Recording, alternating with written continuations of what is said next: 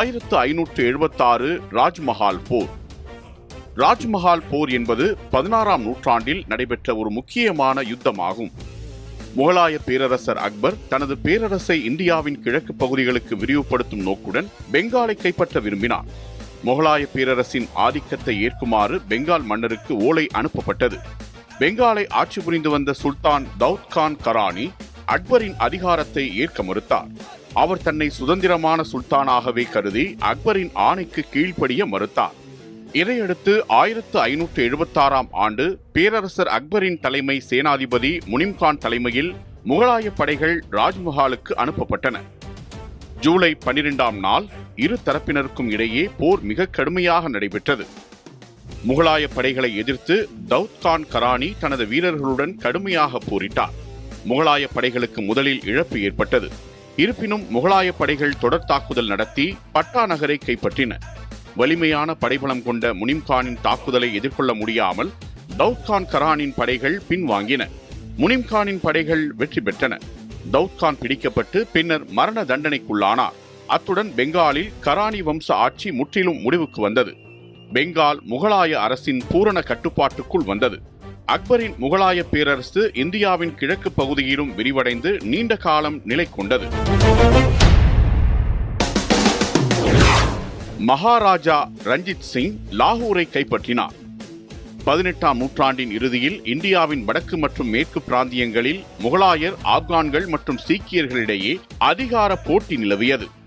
ஆப்கான்களின் துரானி ஆட்சி முடிவுக்கு வந்த பின்னர் பஞ்சாப் பிரதேசம் முழுவதிலும் குழப்பமான சூழல் நிலவியது. அப்போது பஞ்சாப் பிராந்தியத்தில் மிக முக்கியமான சீக்கிய ஆட்சியாளராக விளங்கிய ரஞ்சித் சிங் 1799 ஜூலை 7ஆம் தேதி சுல்தானிய ஆட்சியின் முக்கிய நகரமாக இருந்த லாகூரை கைப்பற்றினார். இதன் மூலம் பஞ்சாப் முழுவதையும் அவர் தனது ஆட்சியின் கீழ் கொண்டு வந்தார். இதன் பிறகு தன்னை மகாராஜாவாக அறிவித்தார். இதுவே சீக்கிய பேரரசின் தொடக்கமாக கருதப்பட்டது. ரஞ்சித் சிங் தலைமையில் சீக்கிய பேரரசு பஞ்சாப், ஹரியானா, காஷ்மீரின் சில பகுதிகள், ஆப்கானிஸ்தான், சிந்து மற்றும் மேற்கு திபெத் வரை பரவியது. மகாராஜா ரஞ்சித் சிங் காஷ்மீர், பெஷாவர், முல்தான், அசனாப்தால், லே ஆகியவற்றை தனது ஆட்சி எல்லைக்குள் கொண்டு வந்தார். இது இந்தியாவில் பிரிட்டிஷ் ஆட்சிக்கு முன் ஒரு சக்தி வாய்ந்த ஒற்றுமையான வடமேற்கு பிராந்தியமாக அமைந்தது.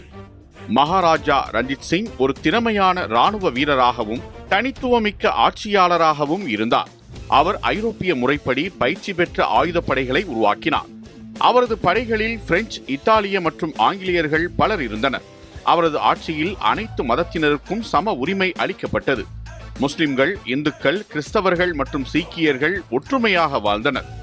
வரி சேகரிப்பு, நீதிமுறைகள், கலை, கல்வி வளர்ச்சி ஆகியவை நன்கு திட்டமிடப்பட்டு செயல்படுத்தப்பட்டன. கோல்டன் டெம்பிள் என்று அழைக்கப்படும் அமிர்தசரஸில் உள்ள ஹரிமந்தர் சாஹிப் பொற்கோயில் புனரமைக்கப்பட்டு தங்கத்தால் அழகுபடுத்தப்பட்டது இவரது காலத்தில்தான். மகாராஜா ரஞ்சித் சிங்கின் ஆட்சி ஷேரே பஞ்சாப், அதாவது சிங்கத்தின் ஆட்சி என இன்றளவும் புகழப்படுகிறது.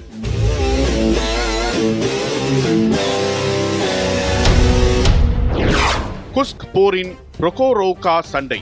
புரோகோரோவ்கா சண்டை என்பது 2வது உலகப் போர் சமயத்தில் குர்ஸ்க் போர் என்ற பெரிய போர் நடவடிக்கையின் ஒரு பகுதியாகும். குர்ஸ்க் போர் என்பது 2ஆம் உலகப் போரின் முக்கியமான திருப்புமுனை போர்களில் ஒன்று. 1943ஆம் ஆண்டு ஜெர்மனியின் ஆபரேஷன் சிட்டாடல் திட்டத்தின் கீழ் குர்ஸ்க் பகுதியில் சோவியத் ரஷ்யாவின் நிலைகளை தாக்குவதற்கு திட்டமிடப்பட்டது. ஜெர்மனியின் ஆபரேஷன் சிட்டாடல் திட்டத்தினை தடுத்து நிறுத்த சோவியத் ரஷ்யா போராடியது.